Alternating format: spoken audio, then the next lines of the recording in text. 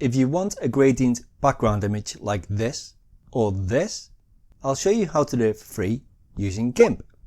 From the menu, click File and New. Choose your image size and click OK. From the tools on the left, click Background Color and choose your main background color and click OK.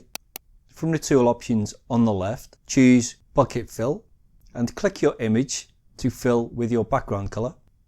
To choose your gradient color, on the left, click your foreground color, click the color picker icon and select your background image.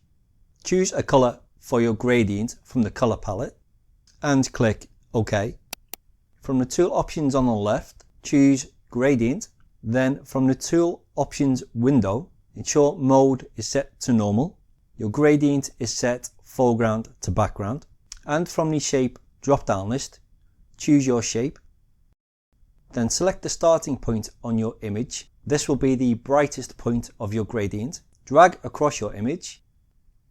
Once you're happy with your gradient, press Enter or Return on the keyboard and you have made a gradient background image using GIMP.